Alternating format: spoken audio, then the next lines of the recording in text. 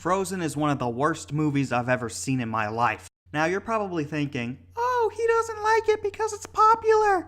But that's not the case, I can assure you, and I'm going to explain why in a bit. But first, I want to tell you how I was convinced to watch Frozen. It was the summer of 2014. My family and I were flying on an airplane to go to Hawaii for a 2-week vacation. The receptionist said over the intercom that the next movie they're going to be playing is Frozen. I had recently woken from a nap, and all of the batteries in my electronics were dead.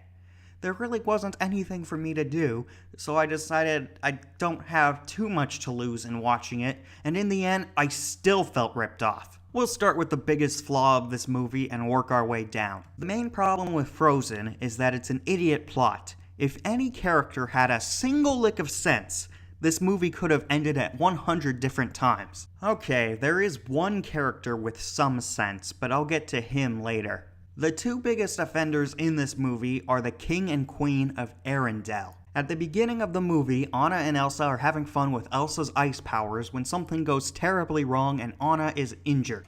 The parents take the daughters to see trolls, who are aptly named because they seem to get a great deal of enjoyment out of making other people suffer. Now, that's not actually said at any point during the movie, but it's something that I inferred. Why else would they Photoshop Anna's memories? The lead troll never said that it was required in order to heal her, just that he recommends it. Why does he recommend it? No special reason.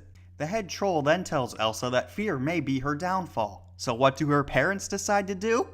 Convince her to fear her powers. They then die shortly after, probably because if they're dumb enough to do that, they're probably dumb enough to not know how to swim. Can you imagine if this were in any other story? Imagine two brothers, aged 7 and 5, that find their father's hunting rifle. They decide to play with it, and the older one accidentally shoots his brother in the foot. Instead of teaching the older brother some personal responsibility, that guns are not toys, they decide to lock him in a room for 8 years. The writers needed a method to turn Elsa from happy to jaded. I understand that, but I can't think of a single worse method to do it. I'm not sure if it's fair to call Elsa an idiot because her parents taught her from a young age to screw personal responsibility at all costs. On the other hand, the entire plot is resolved because Elsa decided, what if I did X instead of Y? She'd make a terrible tech support person, let alone a queen.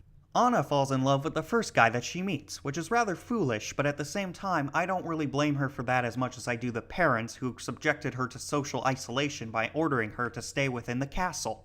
What the King and Queen of Arendelle have done is nothing short of child abuse, tantamount to forcing your children to exclusively use Internet Explorer. Hans is pretty much the only character in this story that isn't a complete idiot, and that's because he's a manipulative sociopath. Which, mind you, comes completely out of left field. It didn't really bother me that much because I thought the story was stupid already. My single favorite instance of stupidity within this entire film is when the trolls sing a song about suitorship when Anna desperately needs medical attention. Can you imagine if this happened in real life? You'd go to the doctor telling him that you broke your arm, and instead of bandaging you up, he'd start singing, "Oh, you broke your arm, it caused you lots of harm, you will not buy the farm, just fix my arm already, please!" And then there's Olaf, the biggest offender.